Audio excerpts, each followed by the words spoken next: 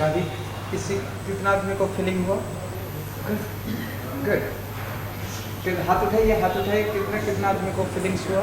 Good good. अच्छा, आवाज नहीं आ रही है। फीलिंग कितना आदमी को हुआ वही प्रश्न दोहराया जा रहा है। कितना आदमी को फीलिंग्स हुआ जो एनर्जी फ्लो हो रहा है? Good good. तो देखिए, केवल 1 मिनट का एक्सरसाइज है। प्लीज सिट डाउन, बैठ जाइए, बैठ जाइए। केवल 1 मिनट का जो प्रैक्टिस है, तो इसी से हमारा शरीर का अंदर का क्लेंसिंग शुरू हो रहा है। तो इसी प्रकार ये ब्रेथ जो है बहुत इंपॉर्टेंट चीज़ है, जो हमारा शरीर को क्लेंसिंग करते हैं, एनर्जी फ्लो होना शुरू कर देते हैं। ये 9 टाइम बीमारी को ठीक कर देते हैं। मेडिसिन तो आवश्यकता है, लेकिन मेडिसिन के साथ साथ ये भी मेडिसिन है। जो ब्रेथ, पानी पीना, किस प्रकार का खाना चाहिए, ये सारी मेडिसिन के अंदर ही आता है। चौथा चीज क्या है? हमारे विचार सबसे बड़ा इंपॉर्टेंट चीज होती है, जो हमारा बीमार को 27 टाइम्स हमको बढ़ा देते हैं। जो गंदा विचार, एक गंदा विचार आते हैं ना, वो हमारा जिंदगी को बेकार बना देते हैं 27 टाइम्स। तो उस विचार को शुद्धिकरण करना, विचार को शुद्धिकरण करने के लिए क्या चाहिए था? मेडिटेशन, ध्यान के द्वारा हम जब तक उसको ले तो 27 टाइम्स हमारे बीमार को ठीक कर देता हूं। और आखिरी पॉइंट जो है, ये होता है फायर एलिमेंट। देखिए, जब किसी ने किसी के आपके बारे में कुछ बोल दिया, जानते हो आपके बारे में कुछ बोला, कुछ गंदा, कुछ जो बात कह दिया, तो हम सुनते हुए गुस्सा हो जाता हूं, और अच्छा से बोलते हैं तो ठंडा हो जाता हूं, है ना। तो ये हमारा कान क्या है ना, फायर एलिमेंट। कानों से जब सुनता हूं तो हमारा ये आग पैदा कर देती है। आग, फायर एलिमेंट का केवल आग का चिंगारी नहीं है, बर्फ भी फायर एलिमेंट का एक अंश है। जो ठंडी एवं गर्म, ये दोनों मिलके फायर एलिमेंट होती है। तो ये कभी अच्छी बातों से हमको शांत कर देते हैं, और गुस्सा बोलने वाला बात बोल देते हैं तो हम गुस्सा पैदा करके हमको आग पैदा कर देती है। तो ये मन को संतुलन करना है, तभी हमारा बीमार भी वहां पे ठीक हो जाती है। और 5वां स्थिति क्या होती है ना, हम खुद को पहचाने।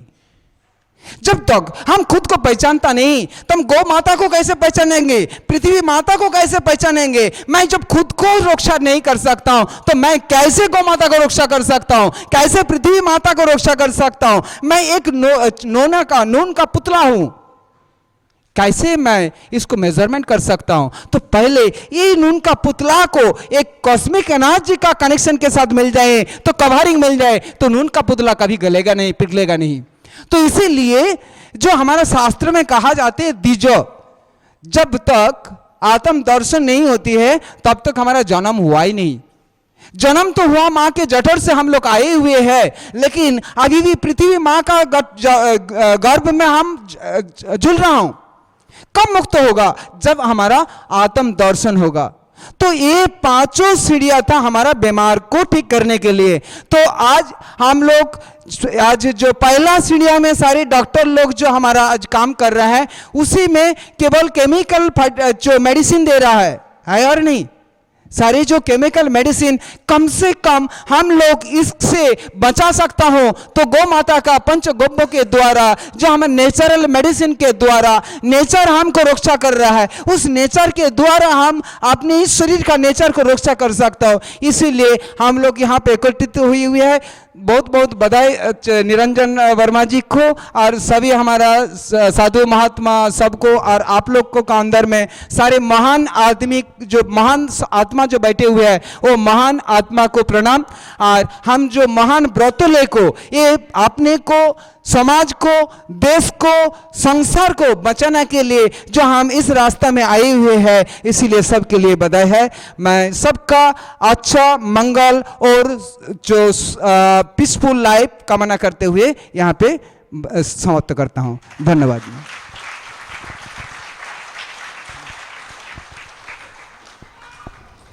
हम सभी सम्माननीय सूर्य योगी जी के कृतज्ञ हैं कि अपने बहुत छोटे से आग्रह पर और इतना बड़ा समय 3 दिन का निकाल लेते हैं।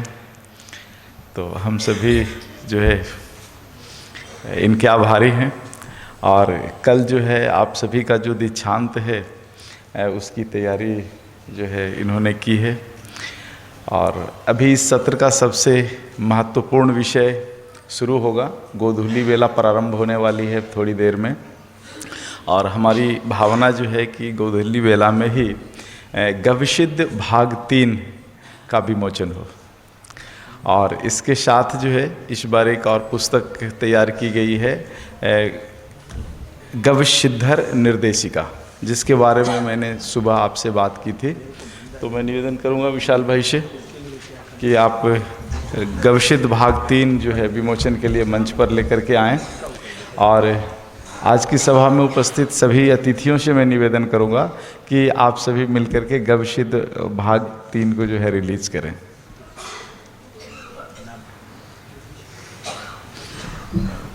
विशाल भाई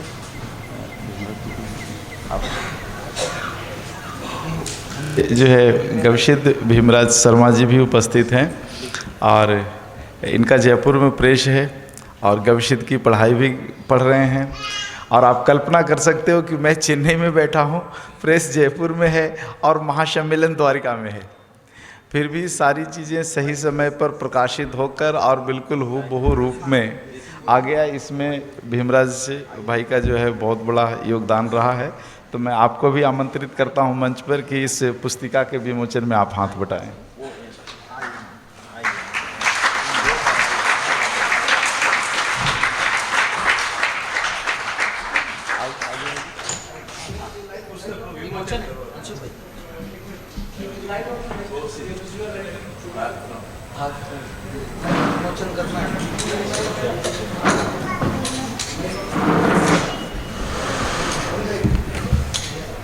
आप ये हाँ ठीक है।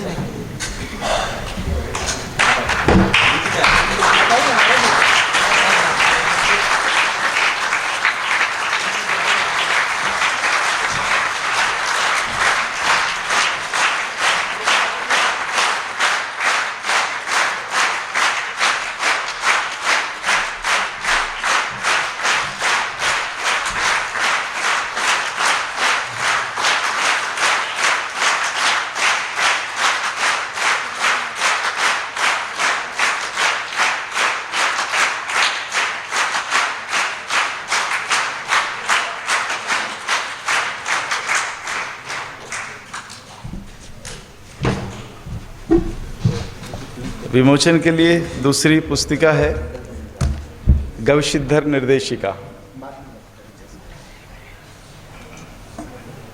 गविसिद्धर निर्देशिका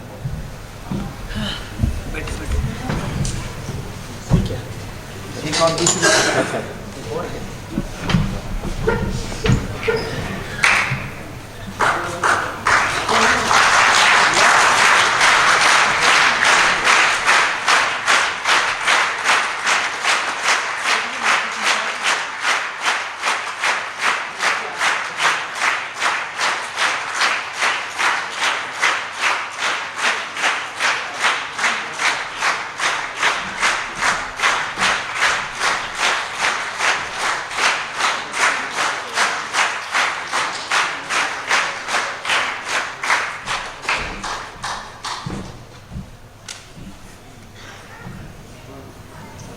और व्याख्यानों का जो संग्रह है, पिछले बार जो डीवीडी सेट हमने बनवाई थी वो पूरी तरह से निष्क्रिय हुआ, सही नहीं बन पाया था। इसलिए इस बार हमने सोचा कि पेन ड्राइव बनवाएंगे। तो ये 8 GB का जो है पेन ड्राइव है, जिसमें इस साल मैंने गुजरात में जितने व्याख्यान किए हैं इनका संपादन जो है गविसिद्ध वीरेंद्र भाई ने किया है और 8 GB का क्लिप्स बनाया है। इसमें मुख्यतः जो है मोरबी का व्याख्यान है और कुछ अंश राजकोट का है, अमरसर धाम राजस्थान का है, सांगली का सम्मेलन है और कुछ फ़ोटो क्लिप्स हैं जो आपकी ज़रूरत का है। इन सारा कुछ संग्रह उसमें है और इस पेन ड्राइव को आप अपने यहाँ कॉपी करके रीयूज़ भी कर सकते हैं। तो इसमें कुछ नुकसान होने वाला नहीं है। ये हमारी सोच बनी थी पिछले बार, उसको हमने पूरा किया है। तो बहनों से निवेदन करूँगा कि आप पेन ड्राइव को लेकर के आएँ, उसका भी विमोचन करें।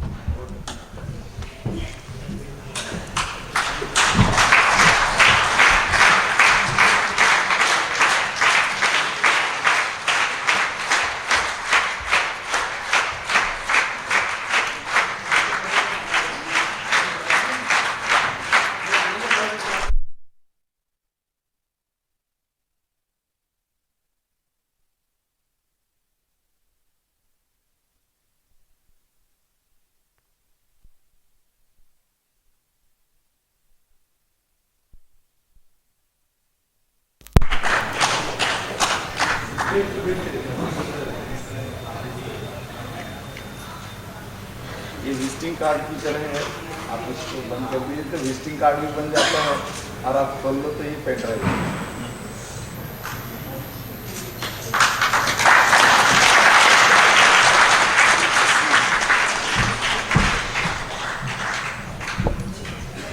इस पेन ड्राइव का जो आकर्षक रूप है वो गविशित भीमराज भाई ने दिया है। तो इस तरह से, हाँ वो नीचे हो जाएगा या कल कर देगा। ये तीनों जो 2 पुस्तक और एक डीवीडी है वह शायद कल से आपके लिए नीचे उपलब्ध होगा, आप उसको ले सकते हैं। तो इस तरह से आज का जो पहला दिन का जो ये सत्र था उद्घाटन समारोह का, ये संपन्नता की ओर जा रहा है। और अब मैं मंच पर निवेदन करूंगा माननीय प्रफुल्ल भाई जी से कि आप आएँ। जब से इस पंचगव्य विज्ञान से मैंने जुड़ा है तब से मैंने इनकी आंखों में अपने पिता की छवि देखी है, इसलिए हमारे तरफ से जो है धन्यवाद ज्ञापन के लिए मैं इन्हें आमंत्रित करता हूँ।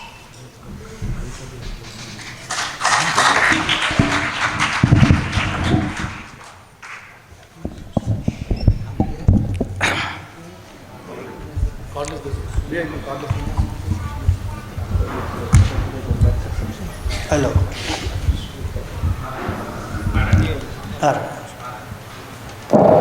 श्रद्धेय श्री योगी जी, वंदनीय शंकराचार्य मठ महान जी, श्री वराचार्य जी महाराज साहब, श्री मनसुख भाई, श्री किशोर चंद्र जी, डॉक्टर मणि जी, श्री चंदू भाई, श्री कुमरन जी, माता जी संगीता जी, गुरु जी श्री निरंजन जी वर्मा। ये मेरा बड़ा सौभाग्य है, मुझे आज ये काम सौंपा गया है। मैं इस प्रवृत्ति से करीब 10 साल से जुड़ा हुआ हूँ। जब राजीव भाई दीक्षित पहली बार मद्रास आए और उन्होंने ये इच्छा व्यक्त की कि यदि चेन्नई में एक 7 दिन की शिविर हो जाए तो वो अच्छा रहेगा, तो वो पहली शिविर के बाद उसकी पूर्णाहुति के समय में हमने ये ऑफ़र दिया था कि यदि आप चाहें तो पंचगव्य चिकित्सालय यहाँ शुरू कर सकते हैं मद्रास में सीयूषा भवन में। ये सब कार्य के लिए मैंने उनको जगह ऑफ़र की थी, उन्होंने वो बात स्वीकार कर ली।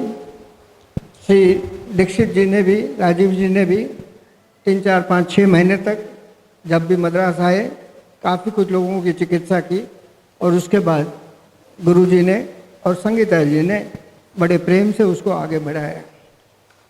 शायद पंचगव्य चिकित्सालयों की वो शुरुआत थी और हमें हर्ष है कि उसका पहला सम्मेलन जब चेन्नई में हुआ तब से आज तक ये लगातार 4था सम्मेलन है और चारों में जैसे जैसे कार्य की प्रगति होती जा रही है उसका विवरण दिया जाता है और बहुत ही वो प्रोत्साहजनक है। ये 4था सम्मेलन है और आज जैसे बताया गया कि कल 413, 14, 15 कुछ नंबर के नए गव्य सिद्ध बनेंगे, उनका दीक्षांत समारोह होगा। ये बहुत ही बड़ी उपलब्धि है। पिछले 4 साल में ये धीरे धीरे बढ़ते, मेरी समझ से आज कुछ 1200 लोग गव्य सिद्ध बन गए हैं और इस बात की प्रैक्टिस भी कर रहे हैं और इसका रिजल्ट भी बहुत अच्छा है। तो इन सब चीज़ों से जुड़े हुए होने के नाते मुझे उसका गर्व है। आज के प्रसंग में भी उपस्थित रहने का मौका मिला, वो मेरा सौभाग्य है। इन सब महानुभावों के दर्शन भी हुए, उनको सुनने को भी मिला और आज आप सबों की भी उपस्थिति रही, वो और भी सौभाग्य की बात है। खास बात जो मुझे आज बहुत अच्छी लगी वो थी श्री मनसुख भाई का हृदयस्पर्शी, स्टिमुलेटिंग, इंस्पायरिंग प्रवचन। उन्होंने जितनी बातें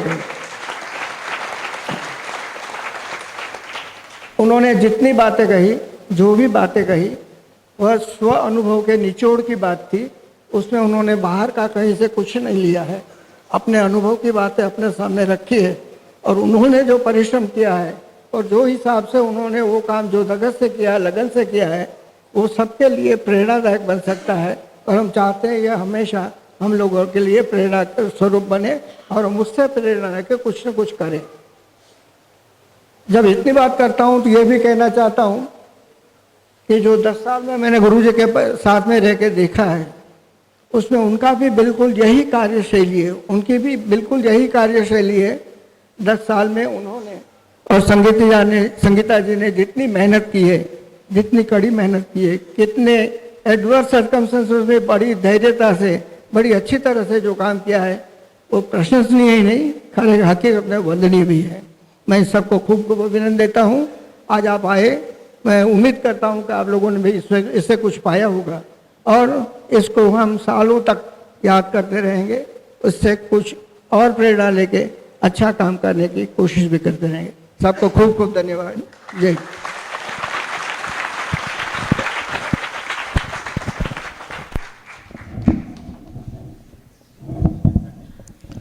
आज के इस सत्र की समाप्ति की घोषणा की जाती है, लेकिन 2 मिनट आप बैठेंगे।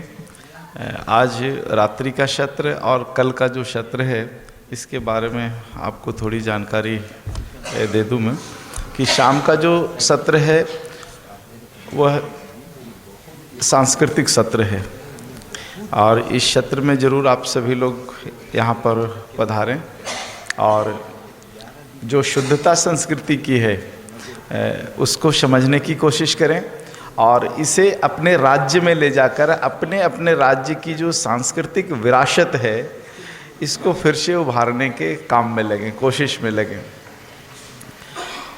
कल का जो सत्र है वो ठीक 5 बजे सुबह शुरू होगा।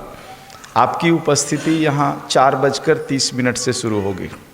4:30 से गुरु वंदना प्रारंभ की जाएगी और ठीक 5 बजे जो है वो सत्र प्रारंभ हो जाएगा। 5 बजे से लेकर 7 बजे तक 2 घंटे का जो है गव्य सिद्धों का कक्ष है वो चलेगा और 7 बजे के बाद मैं सूर्य योगी जी से निवेदन करूंगा कि यहाँ इतना बड़ा जो पटेल समाज का आंगन है और बिल्कुल आंगन के सामने सूर्योदय की स्थिति रहती है, तो थोड़ी देर सूर्य योग भी जो है हमारे गव्य सिद्धों को अभ्यास करा दें। इसमें से बहुत सारे जो गव्य सिद्धर हैं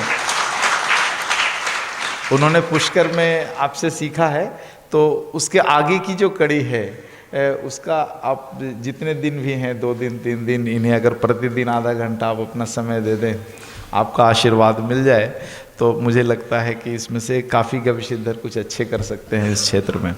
देखो, हमारी भावना, स्वामी जी की भावना यही है कि जो कुछ भी ज्ञान हमारे हृदय के अंदर है, स्वामी जी के हृदय के अंदर है, उसका जेरॉक्स कॉपी होते जाना चाहिए।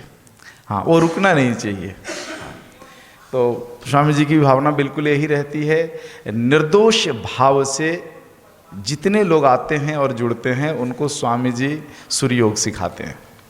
तो कल का जो है वो 2 घंटे का जो विश्राम का सत्र था, उसमें से आधा घंटा आप जो है हमें दे दो आप इसके लिए। तो 7 से लेकर के 7:30 बजे तक या 8 बजे तक का सत्र जो है 1 घंटे का जो है वो सूर्य योग के सीखने अभ्यास करने पर आप दे दें और 1 घंटा में जो है आप निवृत्त हो जाएं।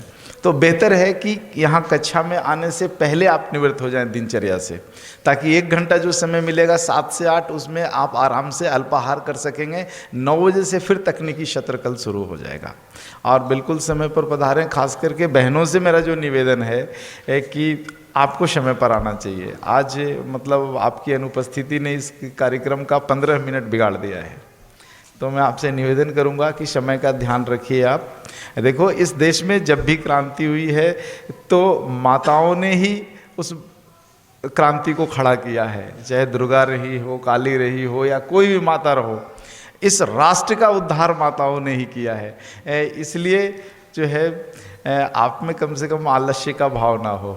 और यहाँ तो आप सभी लोग, हम सभी लोग ब्रह्मचारी के रूप में आए हैं, अपना घर त्याग करके आए हैं, तो कुछ लोभ तो है नहीं। तो निर्लोभ भाव से समय पर यहाँ पर पधारें ताकि हमारा मिनट जो है वो बच सके, और जितना कुछ बच सकेगा उसमें कुछ मिलने वाला ही है। हम ज्ञान को लेंगे, दूसरे को बांटेंगे। ये जो ज्ञान को बांटने की जो परंपरा है इसको आगे बढ़ाएंगे। तो ये थोड़ी सी जानकारी थी कल के सत्र के बारे में, और फिर दिन भर के सत्र की जो जानकारी है वो सुबह की कक्षा में दे दूंगा। आज सुबह की कक्षा में मैंने जहाँ विषय को विराम दिया था, रोका था, वहाँ से आगे का विषय जो है वो कल प्रातःकालीन सत्र में शुरू करेंगे। तो शांति पाठ हम सभी मिलकर के करेंगे और इसके बाद फिर प्रस्थान करेंगे।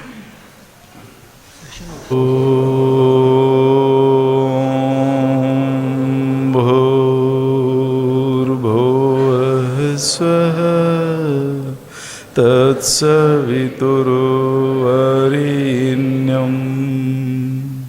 भर्गो देवस्य धीमहि धियो यो नः प्रचोदयात्।